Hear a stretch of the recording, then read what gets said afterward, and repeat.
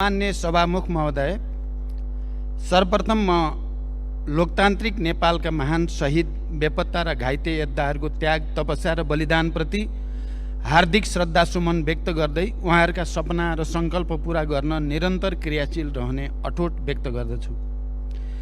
11 पौष 79 मा गठन भएको सरकारलाई पुस 26 गते यो सम्मानित संसदबाट अभूतपूर्व विश्वासको मत प्राप्त भएको थियो। त्यस यता सरकार अर्थतन्त्रको पुनरुत्थान, सुशासनको प्रत्याभूति, विकास निर्माणमा तीव्रता, सेवा प्रवाहमा सरलीकरण, सामाजिक न्यायको प्रवर्धन र राष्ट्रिय हितको अभिवृद्धिका लागि इमान्दारीपूर्वक क्रियाशील रहेको यस सम्मानित संसदलाई जानकारी नै छ। यही अवधिमा नेपालको संविधानमा व्यवस्था भए बमोजिम नयाँ राष्ट्रपति र उपराष्ट्रपतिको निर्वाचन अत्यन्तै सौहार्दताका साथ सम्पन्न भएको छ। म उहाँहरू दुवैलाई गरिमामय पदमा नियुक्तिका लागि हार्दिक बधाईसहित सफल कार्यकालको शुभकामना व्यक्त गर्दछु। सभामुख महोदय, फेरि विश्वासको मतका लागि यति छिटै संसदसँग अनुरोध गर्ने अवस्था आउला भन्ने मैले सोचेकै थिइनँ। राजनीतिक स्थिरताको प्रतिबद्धता सहित सरकार गठन गरेका थियौँ। मैले मात्रै होइन, सहयात्री सबै दलका नेताहरूले पनि संसदमा स्थायित्वको वाचा गर्नुभएको थियो। प्रधानमन्त्री र मन्त्रीहरू बीच न ठुला कुनै नीतिगत मतभेद देखिएका थिए, न कार्यशैलीगत मतभेद नै। क्याबिनेट बैठकहरू सधैँ अत्यन्त सौहार्द रहे। व्यक्तिगत सम्बन्धहरू पनि सुमधुर थिए र अहिले पनि छन्। चौतर्फी निराशा र हताशालाई चिर्दै सरकारले एकदमै छिटो जनतामा एक स्तरको आशा जगाएको पनि थियो। तर राष्ट्रिय सहमतिमा राष्ट्रपति चयनका लागि मेरो प्रस्तावपछि अचानक राप्रपा र नेकपा एमालेका मन्त्रीहरूले राजीनामा दिनुभयो र सरकारलाई दिएको विश्वासको मत पनि फिर्ता लिनुभयो। यसरी संविधान त फेरि विश्वासको मत लिन आवश्यक बन्न गयो। सरकार गठनको 2 महिना नपुग्दै विश्वासको मत फिर्ता लिने निर्णयको प्रतिरक्षा निर्णय गर्ने दल र निर्णय गर्ने माननीयहरूले नै गर्नुहोला। यो कति राजनैतिक र जिम्मेवार निर्णय भयो, त्यसको जवाब पनि उहाँहरूले नै दिनुहोला र जनताको पनि आफ्नो मूल्याङ्कन हुने नै छ। तर पनि मलाई के कुरामा खुसी छ भने साथीहरूले आजका दिनसम्म पनि प्रधानमन्त्री र सरकारको यो गलत काम वा निर्णयले गर्दा हामीले विश्वासको मत फिर्ता लिनु पर्यो भन्नुभएको चाहिँ छैन। म सरकार बाहिर रहेका पार्टीहरूलाई समेत जोडेर राष्ट्रिय सहमतिको वातावरण बनाउन प्रयत्नशील थिएँ। तर राष्ट्र सामु स्थिरताको प्रतिबद्धता जनाएका 2 दल नै अस्थिरतातिर अग्रसर हुनु चिन्ताको विषय हो। गठबन्धन सरकार आफै एउटा राजनैतिक साझेदारी पनि हो र यो सरकार पनि त्यस्तै साझेदारी थियो। गठबन्धनका घटक बीच केही वैचारिक राजनीतिक मतभेद थिए, तर हामीले न्यूनतम साझा कार्यक्रम बनाएर सहमतिको आधार तयार गरेका थियौँ र विगतका मतभेदहरूलाई नउठाउने समझदारी गरेका थियौँ। म त्यो प्रतिबद्धतामा कायम रहेँ, तर केही पक्षबाट त्यसको पालना भएन। सभामुख महोदय, संसदमा पहिलो दिन नै संसद विघटनको अत्यन्त संवेदनशील विषयले प्रवेश पायो र त्यसले सिङ्गो देश तरङ्गित पनि बन्यो। त्यो विषयको उठान न सान्दर्भिक थियो न प्रासङ्गिक नै थियो। देशमा ठुलो संवैधानिक र राजनीतिक सङ्कट निम्त्याएको त्यो कदम कुनै गर्वको विषय थिएन। 2 पटक सम्मानित सर्वोच्च अदालतले नै असंवैधानिक भनिसकेको र संवैधानिक निरूपण भइसकेको त्यस्तो अप्रिय विषयको प्रवेशले गठबन्धनमा अविश्वास मात्र बढाएन, संविधान र लोकतन्त्रको निरन्तरता एवं संसदको स्थायित्वमै प्रश्न चिन्ह खडा गर्यो। मैले दुःखका साथ भन्नुपर्दछ, लगभग सिङ्गो संसदको विश्वासको मत पाएको प्रधानमन्त्रीलाई त्यही संसद विघटनको खुला पक्ष पोषणले ठुलो नैतिक, संवैधानिक र राजनीतिक चुनौती दियो। राष्ट्रिय सहमतिका लागि मेरो निरन्तर प्रयासले पनि गठबन्धनको प्रमुख दलबाट नै समर्थन पाउन सकेन। प्रधानमन्त्रीका रूपमा मैले संसदबाट लगभग राष्ट्रिय सहमतिको समर्थन प्राप्त गरेँ। त्यो ऐतिहासिक समर्थनप्रति कृतज्ञता जनाउन र राष्ट्रका सङ्कटहरूको सामना गर्न पनि मैले राष्ट्रिय सहमतिमै जोड दिनु पर्थ्यो र मैले जोड दिएँ पनि। राष्ट्रपति जस्तो सम्मानित संस्था पटक पटक राजनीतिक विवादमा परेको र त्यसले लोकतन्त्रप्रतिको जनआस्थाकै मानमर्दन गरेको पृष्ठभूमिमा मैले नयाँ राष्ट्रपतिमा राष्ट्रिय सहमति जुटाउने नयाँ सुरुवात गर्न चाहेँ। संसदको सबैभन्दा ठुलो दलको हैसियतले समझदारीमै नेपाली काङ्ग्रेसलाई राष्ट्रपति दिउँ भनेर मैले नेकपा एमालेका अध्यक्षसँग ठोस रूपमा प्रस्ताव पनि राखेँ। त्यसले राजनीतिक सन्तुलन पनि कायम हुन्छ र अन्य समस्या समाधान गर्न पनि सहज हुन्छ भन्नेको मैले भनेको थिएँ। तर परिणाम त्यसमा सहमति हुन सकेन। हामीले सहमतिमा राष्ट्रपति र उपराष्ट्रपति चुन्न सकेनौँ।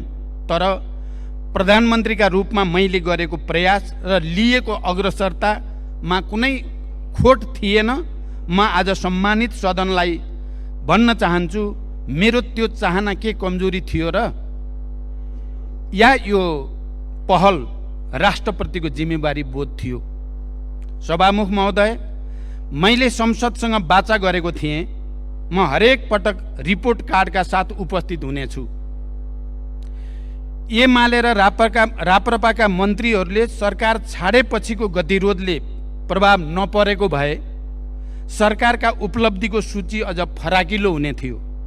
तैपनि यो छोटो अवधिमा केही उल्लेखनीय काम अवश्य भएका छन्। म छोटकरीमा ती काम उल्लेख गर्ने अनुमति चाहन्छु। सरकारका नीतिगत प्राथमिकता र कार्यक्रममा समेटिएका विषयको प्रभावकारी, परिणाममुखी र समयबद्ध कार्यान्वयनका लागि एकीकृत कार्ययोजना तयार भएको छ।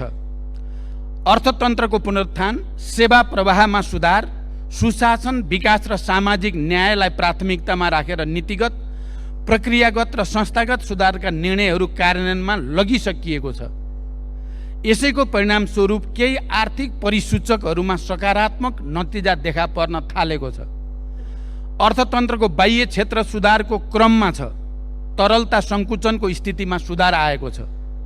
विदेशी मुद्रा सञ्चिति, विप्रेषण आप्रवाह, पर्यटन आगमन आदि क्षेत्रमा उत्साहजनक प्रगति देखिएको छ। ब्याज दर घट्दै गएको छ। सरकारी खर्चमा मितव्ययता काम गर्न अनावश्यक खर्च कटौती तथा प्राथमिकता प्राप्त क्षेत्रमा स्रोतको कमी हुन नदिने गरी बजेटको पुनर्विन्यासको काम सुरु भइसकेको छ। खर्च नियन्त्रणका लागि अत्यावश्यक बाहेक मन्त्री र उच्चपदस्थ कर्मचारीहरूलाई विदेश भ्रमणमा रोक लगाइएको छ। बढ्दो व्यापार घाटालाई नियन्त्रण गरी निकासी प्रवर्धन तथा आयात व्यवस्थापनका लागि नयाँ नेपाल व्यापार एकीकृत रणनीतिक कार्यान्वयनमा ल्याइएको छ। संसारभरिका हाम्रा कूटनीतिक र आर्थिक नियोगहरूलाई वैदेशिक लगानीका लागि परिचालनको सुरुवात गरिसकिएको छ। सम्भावित ठुला लगानीकर्तासँग प्रधानमन्त्रीकै तहमा अग्रसरताका लागि आवश्यक गृहकार्य भइरहेको छ। सार्वजनिक सेवामा गुणस्तर देखिने गरी सुधार गर्न सुरु गरिएको छ। राहदानी, राष्ट्रिय परिचय पत्र, सवारी चालक अनुमति पत्र, नो अब्जेक्सन लेटर लगायतका सेवाहरूमा जनताको कष्टपूर्ण लाइन पछिल्ला दिनमा निकै नै कम भएको छ। सेवाग्राहीको बढी भिडभाड हुने राहदानी विभाग, कन्सुलर सेवा विभाग, वैदेशिक रोजगार विभाग जस्ता सरकारी कार्यालयहरूबाट प्रवाह हुने सेवालाई छिटो छरितो, विश्वसनीय र सहज बनाउन अनलाइन सेवाग्राही सहायता कक्षको व्यवस्था, सीसीटीभी क्यामेराहरूको जडान, अनुगमन र निगरानीको व्यवस्था सुरु गरिएको छ। नागरिकलाई सम्बन्धित जिल्लाबाट नै राहदानी छिटो छरितो तवरले पाउने व्यवस्था मिलाइएको छ। राष्ट्रिय परिचय पत्र हाल 14 जिल्लाका 15 स्टेसनहरूबाट वितरण गर्ने काम सुरु भएको छ। राष्ट्रिय परिचय पत्र आवेदन अभियान 45 जिल्लामा सम्पन्न भई हाल 17वटा जिल्लामा सञ्चालन भइरहेको छ।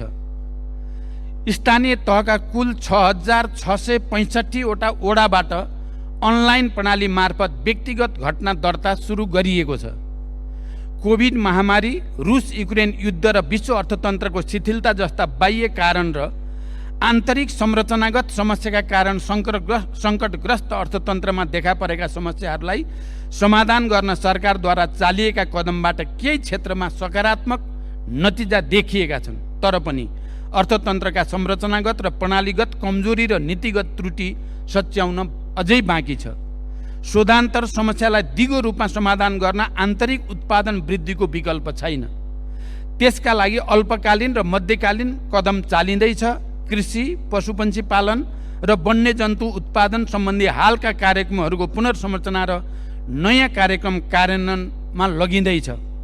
लघु, साना, मझौला र ठुला उद्योगहरूको पूर्ण क्षमतामा सञ्चालन, लागत न्यूनीकरण र बजारीकरणमा सहयोग गरी औद्योगिक उत्पादन वृद्धिलाई प्रोत्साहन गरिँदैछ र पर्यटकको सङ्ख्या, बसाइ र खर्च बढाउन विशेष कार्यक्रम ल्याइएको छ।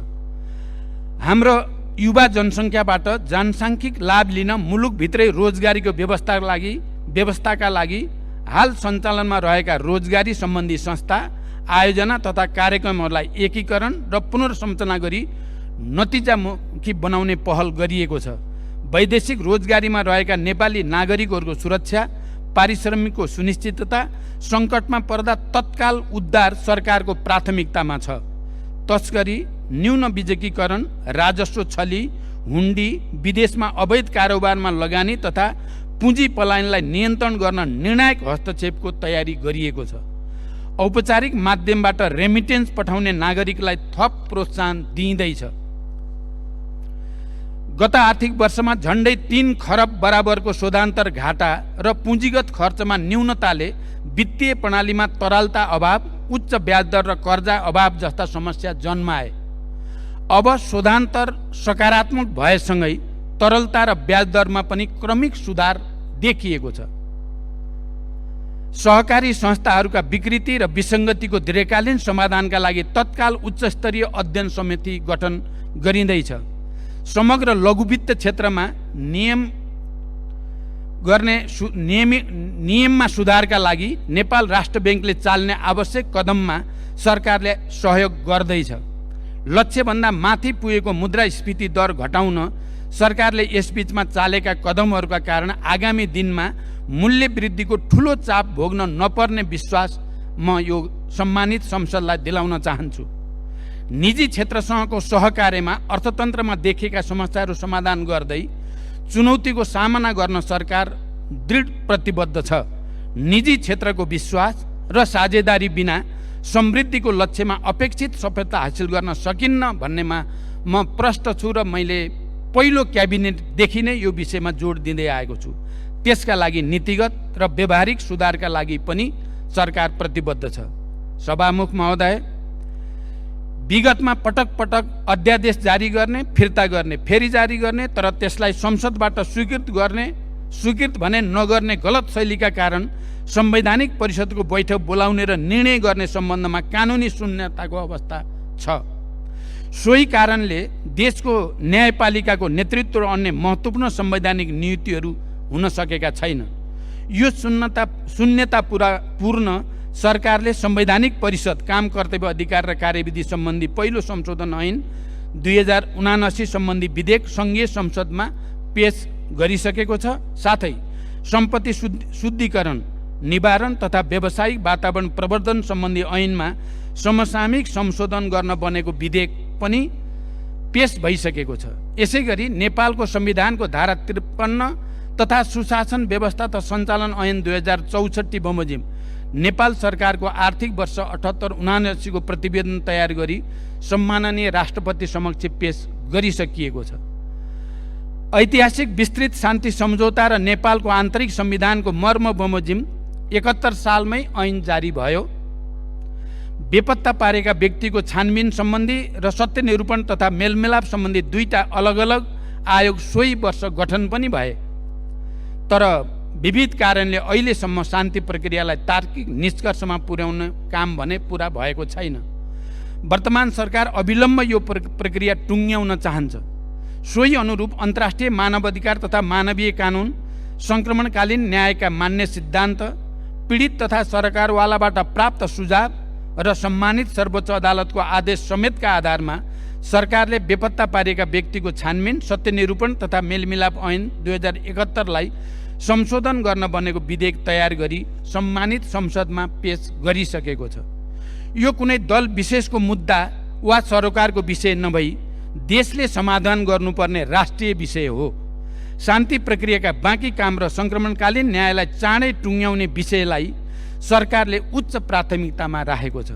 सभामुख महोदय, सरकार नेपालको विकासको नयाँ मोडेलको तयारीमा छ, किनकि हालसम्मका योजनाबद्ध विकासका प्रयासबाट भौतिक पूर्वाधार निर्माण, शिक्षा, स्वास्थ्य, लैङ्गिक समानता, समावेशिता जस्ता क्षेत्रमा उपलब्धि हासिल भए पनि उत्पादन र रोजगारीको क्षेत्रमा हाम्रो प्रगति निराशाजनक छ। संविधानले समाजवाद उन्मुख आर्थिक प्रणाली निर्माणको परिकल्पना गरे पनि हाम्रा नीति र कार्यक्रमहरूमा ठुलो विरोधाभास छ। पूर्वाधारको व्यवस्थाबाट विकासको ढोका खोल्ने, त्यस्ता सुविधा पुगेका ठाउँमा उद्योगहरू खुल्ने, कृषिको आधुनिकीकरण हुने र त्यसबाट समग्र उत्पादन तथा रोजगारी बढ्ने विश्वास गरिन्छ। तर हामीले त्यस्ता पूर्वाधार पुर्याएका गाउँहरू बचाइसकेका कारण त्यस्ता पूर्वाधार पुर्याइएका गाउँहरू बसाइसराएका कारण रित्तिँदै गएका छन्, खेतीयोग्य जमिन बाँझो हुँदै जान थालेका छन् र युवाहरू रोजगारीको लागि विदेशिने क्रम घटेको छैन। यो अवस्थाबाट पार पाउन पहिले कार्यान्वयन गरिआएका नीति, योजना र कार्यक्रममा टालटुल गर्ने सुधार अब सम्भव छैन। क्रम भङ्ग नै जरुरी छ भन्ने सरकारको विश्वास छ। त्यसैले 16औं विकास योजनामा विकासको नयाँ मोडेल पेश गर्ने सरकारको तयारी रहेको छ। आगामी आर्थिक वर्षको बजेटमा खर्च कटौती अनि उपलब्ध स्रोतको अधिकतम उपयोग हुने क्षेत्रमा बजेट विनियोजनमा जोड दिइँदैछ। अत्यावश्यक बाहेक नयाँ आयोजनाहरू सुरु नगर्ने र अधिक प्रतिफल दिने आयोजनाहरूलाई मात्र बजेट विनियोजन गर्ने नीति लिइँदैछ। उत्पादन र रोजगारीको क्षेत्रमा केही थप कार्यक्रम अघि बढाइँदैछ। पुँजीगत खर्च कम हुने र सम्पन्न भएका कामको पनि गुणस्तर न्यून हुने रोग निराकरण गर्न आगामी आर्थिक वर्षमा संरचनागत र प्रणालीगत सुधार गरिँदैछ। यस कदमबाट बजेटको आकार सानो भए पनि आगामी वर्ष पुँजी निर्माण र आर्थिक क्रियाकलापमा वृद्धि गर्ने कार्यमा उल्लेखनीय प्रगति हासिल हुनेछ र त्यसपछिका वर्षहरूमा उच्च आर्थिक वृद्धिको आधार तयार हुनेछ भन्ने हाम्रो विश्वास छ। सभामुख महोदय, सबै सरकारी सेवाहरूको लागत र समय पनि घटाएर अनलाइन प्रणालीबाटै सबै सेवा चुस्त र सहज रूपमा उपलब्ध गराउन आवश्यक काम भइरहेका छन्। हेलो सरकारलाई थप प्रभावकारी बनाइएको छ र त्यसलाई आगामी दिनमा स्थानीय तहसम्म विस्तार गरिनेछ। नागरिकता सम्बन्धी ऐन, सङ्घीय निजामती ऐन, सङ्घीय शिक्षा ऐनको विधेयकलाई यथाशीघ्र अन्तिम रूप दिई संसद समक्ष पेश गर्न सरकारले यस सम्बन्धी प्राविधिक कामहरू सदनताका साथ अगाडि बढाइरहेको छ। निजामती लगायत सबै राष्ट्र सेवकहरूको मनोबल उच्च राख्न सरकारले आफ्नो क्षमताले भ्याएसम्म सेवा सुविधा बढाउँदै लैजाने नीति लिएको छ। यस क्रममा उच्चस्तरीय तलब सुधार आयोगले पेश गरेको अध्ययन प्रतिवेदनले औँल्याएका विषयहरूलाई कार्यान्वयनमा ल्याउन प्रधानमन्त्री तथा मन्त्री परिषदको कार्यालयका सचिवको संयोजकत्वमा 7 सदस्यीय कार्यान्वयन सहजीकरण समिति गठन भएको छ। अत्यावश्यक सेवा प्रदान गर्ने कार्यालयहरूमा कतिपय सार्वजनिक विधाका दिनहरूमा समेत कार्यालय खोल्ने गरी विक्रम सम्वत 2080 सालमा दिइने सार्वजनिक विधा तथा कार्यालय समय निर्धारण गरिएको छ। निजामती प्रशासन, सुरक्षा निकाय लगायत सार्वजनिक प्रशासनलाई कम खर्चिलो, चुस्त, जवाबदेही र सक्षम बनाउन एवं 3 तहका सरकारहरू बीचको सम्बन्धलाई संविधानको मर्म र भावना अनुरूप ठिक ढङ्गबाट अघि बढाएर सङ्घीयता कार्यान्वयनमा सहजीकरण गर्ने सम्बन्धमा सुझाव पेश गर्न सरकारले उच्चस्तरीय प्रशासन पुनर्संरचना आयोग गठन गर्दैछ। त्यसलाई मर्यादित एवं व्यवस्थित बनाउन अन्य देशका अभ्यास समेतको अध्ययन गरी सुझाव सहितको प्रतिवेदन पेश गर्न गृह मन्त्रालयका सचिवको संयोजकत्वमा एक उच्चस्तरीय समिति गठन गरिएको छ। प्रशासनिक समन्वयका लागि नेपाल सरकारका मुख्य सचिवको संयोजकत्वमा प्रशासनिक समन्वय परिषदको गठन भएको छ। सङ्घीयता कार्यान्वयनमा देखा परेका समस्या समाधान गर्न संविधान र कानुन बमोजिम गठित अन्तर प्रदेश परिषद लगायतका संयन्त्रलाई क्रियाशील बनाउने र गर्न बाँकी कामहरूको सूची बनाई क्रमशः कार्यान्वयन गर्दै जाने दिशामा सरकार अघि बढिरहेको छ। संविधानको अनुसूचीमा रहेका तीनवटै तहका सरकारको कार्यसूचीलाई परिभाषित गर्ने क्रममा विगतमा तयार गरिएका कार्य विस्तृतीकरण प्रतिवेदनलाई पुनरावलोकन र आवश्यक परिमार्जन गरी तीन तहको सरकारका बीचमा रहेको काम तथा जिम्मेवारीको दोहोरोपन र अन्य दुविधाजनक विषयलाई थप स्पष्ट गरिँदैछ। सभामुख महोदय, नेपाल सरकार, प्रदेश सरकार र स्थानीय तहबीच प्राकृतिक स्रोतको रोयल्टी बाँडफाँड स्वीकृत गरिएको छ। विकास आयोजना तथा सार्वजनिक निर्माणमा अत्यावश्यक प्राकृतिक स्रोत साधन ढुङ्गा, गिटी, बालुवा आदिको आपूर्तिमा देखेका समस्या समाधान गर्न अनावश्यक दोहन नियन्त्रण गरी दिगो र वातावरण मैत्री हुने गरी उत्खनन र बिक्री वितरण गर्न सहयोग पुर्याउने ढुङ्गा, गिटी, बालुवा उत्खनन, बिक्री तथा व्यवस्थापन सम्बन्धी दोस्रो संशोधन मापदण्ड 79 कार्यान्वयनमा ल्याइएको छ।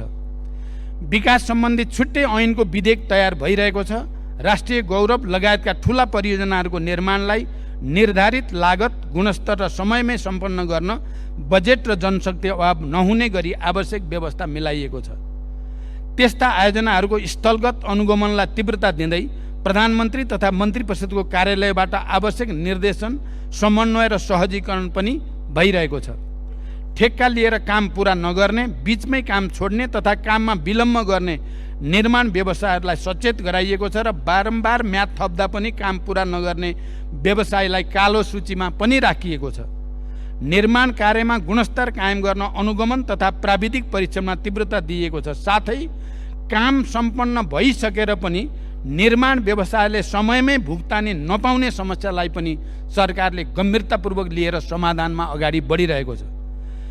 देशका विभिन्न 8 स्थान औद्योगिक ग्रामको रूपमा घोषणा भएका छन्। चालु आर्थिक वर्षमा उद्योग विभाग अन्तर्गत करिब रु 20 अरब प्रत्यक्ष वैदेशिक लगानीको प्रतिबद्धता प्राप्त भएको छ भने अहिलेसम्म प्रत्यक्ष वैदेशिक लगानी प्रतिबद्धता करिब 4 खरब 40 अरब पुगेको छ। यसैगरी लगानी बोर्ड मार्फत हालसम्म करिब रु 10 खरब 40 अरब लगानी प्रतिबद्धता प्राप्त भएको छ। देशमा हालसम्म जडित विद्युत क्षमता 2632 मेगावाट पुगेको छ भने करिब 96% जनतामा विद्युतको पहुँच पुगिसकेको छ। आगामी आर्थिक वर्षभित्र 100% जनताको बिजुलीमा पहुँच हुनेछ। स्वदेशमा आन्तरिक खपत बढाउँदै बचत हुने विद्युत छिमेकी देशहरूमा निर्यात गर्न पनि सरकारको विशेष प्राथमिकतामा छ।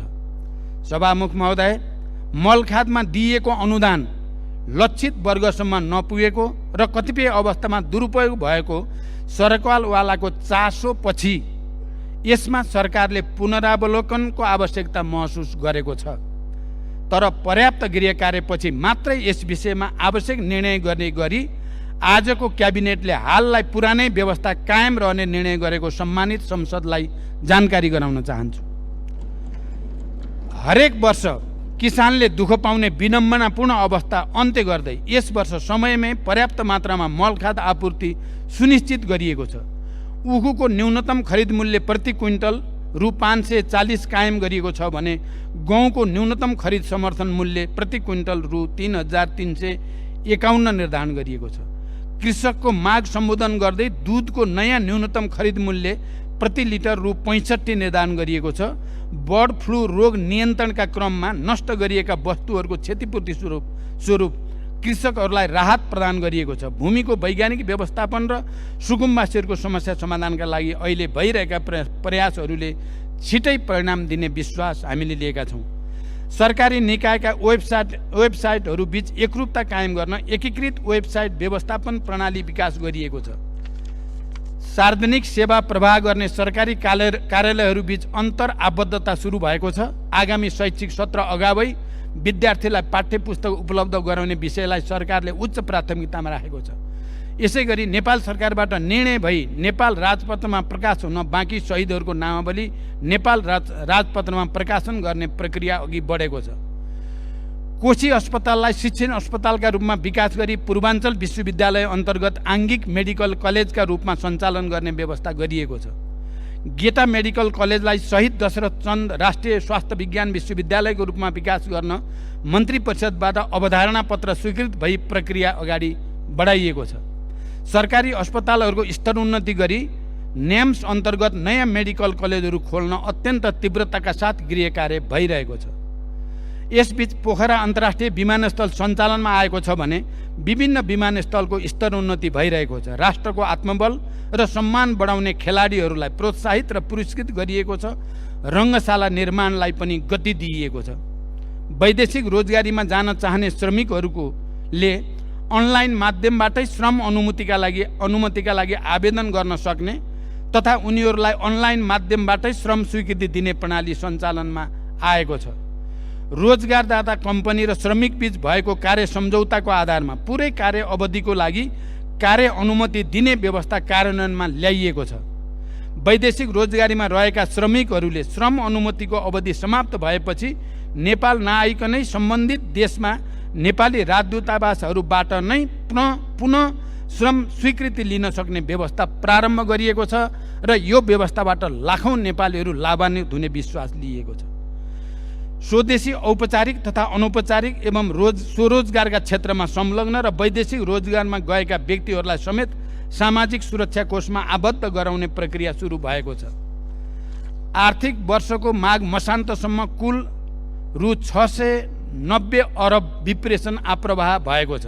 यस अवधिमा छिमेकी मुलुक लगायत सबै मित्र राष्ट्रहरूसँग पारस्परिक समानताको आधारमा असल र मैत्रीपूर्ण सम्बन्ध कायम गर्न जोड दिइएको छ।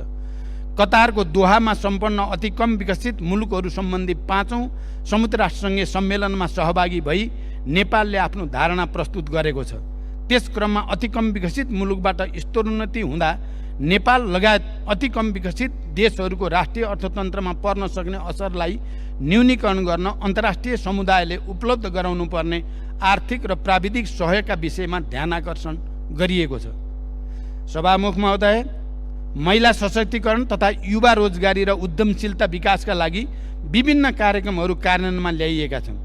सामाजिक न्याय र समावेशी विकासका कार्यहरूले गति लिन थालेका छन्। विपन्न, पिछडा वर्ग, लोपोन्मुख जाति र सीमान्तकृत समुदायको संरक्षण र विकासका लागि लक्षित कार्यक्रमहरू सञ्चालन गरिएको छ। यस बीचमा विश्व बैंकबाट विद्यालय क्षेत्र रूपान्तरणको लागि 120 मिलियन अमेरिकी डलर बराबरको सहुलियतपूर्ण ऋण स्वीकार गर्न सैद्धान्तिक सहमति दिइएको छ। नेपाल स्थानीय पूर्वाधार सहयोग कार्यक्रमका लागि बेलायत सरकारबाट करिब 14 अरब 31 करोड अनुदान सहायता उपलब्ध हुने भएको छ। नेपाल गुणस्तरीय स्वास्थ्य सेवा प्रणाली कार्यक्रमको लागि विश्व बैंकबाट 100 मिलियन अमेरिकी डलर सहुलियतपूर्ण ऋण तथा 3.84 मिलियन अमेरिकी डलर अनुदान सहायता स्वीकार गर्न सैद्धान्तिक स्वीकृति दिइएको छ। यी तथ्यहरूले मेरो नेतृत्वको सरकारले छोटो समयमा पनि राज्यका निर्देशक सिद्धान्त, नीति तथा दायित्वहरूको कार्यान्वयन, सार्वजनिक सेवामा नागरिकहरूलाई सरल र सहज पहुँचको सुनिश्चितता तथा समग्र शासकीय सुधारका दिशामा चालिएका महत्त्वपूर्ण कदमलाई आँकडाबाटै पुष्टि गर्दछन्। आगामी दिनमा पनि जनताको हित र राष्ट्रको समृद्धिका लागि सरकार निरन्तर समर्पित र क्रियाशील हुनेछ भन्ने प्रतिबद्धता सहित मलाई विश्वासको मत दिनुहुन सबै मान्य सदस्यहरूलाई हार्दिक अनुरोध गर्दछु। नागरिकको विकास, समृद्धि र सुशासन प्रतिको उच्च अपेक्षालाई पूरा गर्न आगामी दिनमा थप निष्ठा र समर्पण भावका साथ काम गर्ने अठोट पनि म यस सन्दर्भमा व्यक्त गर्न चाहन्छु। सभामुख महोदय, मैले यस अघि पनि संसदमा भनेको छु, आज पनि दोहोर्याउन चाहन्छु। राष्ट्रका सङ्कट र सम्भावना दुवैले राष्ट्रिय सहमतिको माग गरेका छन्। राजनैतिक नेतृत्व र सार्वजनिक प्रशासकहरूमा विकास मैत्री, सेवाग्राही मैत्री र लगानी मैत्री मानसिकता तयार गर्नु छ। लाखौं युवालाई स्वदेशमै रोजगारी सृजना गरी सम्मानित जीवन दिन राष्ट्रले साझा सङ्कल्प लिन जरुरी छ। एउटा गुणस्तरीय रङ्गशाला समेत नपाएका क्रिकेट खेलाडीले देशलाई विश्वकप छनौटसम्म पुर्याए। तीमाथि न्याय गर्न पनि हामी सबै एक ठाउँमा उभिनु छ। आर्थिक सङ्कटको सामना गर्न हामीसँग राष्ट्रिय सहमतिको विकल्प छैन। निरपेक्ष गरिबीमा रहेका 50 लाख नेपालीलाई त्यहाँबाट निकाल्न सबै दल एक ठाउँमा उभिन जरुरी छ। राष्ट्रियता, राष्ट्रिय सुरक्षा, परराष्ट्र सम्बन्ध, प्रमुख आर्थिक विषय एवं रणनीतिक पूर्वाधार लगायतका राष्ट्रका आधारभूत विषयहरूमा पनि मैले राष्ट्रिय सहमतिको विकल्प देखेको छैन। राष्ट्रिय स्वाधीनता, राष्ट्रिय हित र स्वाभिमानलाई उच्च प्राथमिकता दिँदै छिमेकी र बाँकी विश्वसँग असंलग्न परराष्ट्र नीति अन्तर्गत आत्मसम्मानपूर्ण सम्बन्धका लागि राष्ट्र एकताबद्ध हुनु छ। शान्ति प्रक्रियालाई निष्कर्षमा पुर्याउन पनि मैले आम सहमति अनिवार्य देखेको छु। सरकार सञ्चालन र राजनीतिको तदर्थ शैलीले मात्रै राष्ट्रका आजका आवश्यकतालाई सम्बोधन गर्ने सक्ने अवस्थामा हामी छैनौँ। हजारौँ रोजगारी सिर्जना गर्ने महत्त्वकांक्षी परियोजनाहरूका लागि हामीले बाँकी विश्वलाई विश्वस्त गर्न पनि राष्ट्रिय एकता नै जरुरी छ। देशलाई आकर्षक लगानीको गन्तव्य बनाउन नसकेसम्म हामीले ठुलो आर्थिक रूपान्तरणको अपेक्षा गर्न सक्दैनौँ। त्यसका लागि हामीले विश्व रङ्गमञ्चमा अब नेपालले एकीकृत रूपमा फरक ढङ्गले सोच्न थालेको छ भन्ने सन्देश दिनु छ। अहिलेकै पर्यटकको सङ्ख्या र गुणस्तरले हाम्रो पर्यटन क्षेत्रले फड्को मार्न सक्दैन। अहिलेकै पूर्वाधारले मात्र पनि हामी पर्यटनमा क्रान्ति ल्याउन सक्दैनौँ। हामीले आर्थिक क्रान्ति गर्नु छ जसले देशमा सकारात्मक आर्थिक कायापलट गरोस्। यो कसैको एकल नायकत्वमा सम्भव छैन। राष्ट्रको निर्माण कुनै अमुक नेता वा पार्टीको एकाधिकार वा क्षमताको विषय पनि होइन। यो संसदमा हामी बीच असहमतिका जति विषय होलान् सोभन्दा धेरै सहमतिका विषय छन्। यो संविधान हाम्रा साझा सङ्घर्षहरूको परिणाम हो। हामी सबैलाई हाम्रो राष्ट्र र हाम्रा लोकतान्त्रिक संस्थाहरूप्रति गर्व छ। हामी सबै राष्ट्र र नागरिकको जीवन बदल्ने सङ्कल्पका साथ राजनीतिमा छौँ। अहिले देशको सार्वजनिक बहसको स्तर अलिकति खस्केको छ। समाधान होइन दोषारोपणमा रमाउने प्रवृत्ति देखिँदैछ। एक थरी अराजक तत्त्वहरूले आफ्ना गुफाबाट निस्केर नयाँ समस्या पैदा गर्ने प्रयास पनि देखिएका छन्। जनतामा भ्रम सिर्जना गर्ने र लोकतान्त्रिक संस्थाहरू विरुद्ध मोहभङ्ग गराउने प्रयास पनि यदाकदा देखिने गरेका छन्। देशको आर्थिक प्रणाली नै अवरुद्ध पार्ने सम्मका कोसिस पनि हुन थालेका छन्। यस्तो बेला पनि हामी विभाजित भयौँ भने हामीले इतिहासलाई के जवाब दिन्छौँ? म सिङ्गो सदनलाई र विशेष गरी नेकपा एमाले र राप्रपालाई पनि आफ्नो निर्णयमा पुनर्विचार गर्न, राष्ट्रिय सहमतिका लागि सरकारलाई विश्वासको मत दिन विशेष आग्रह गर्न चाहन्छु। मलाई विश्वास छ यो सम्मानित संसद फेरि एकपटक स्थायित्व र एकताको सन्देश दिँदै अस्थिरताको विपक्षमा उभिनेछ। यही विश्वाससहित बिदा हुन्छु। धन्यवाद।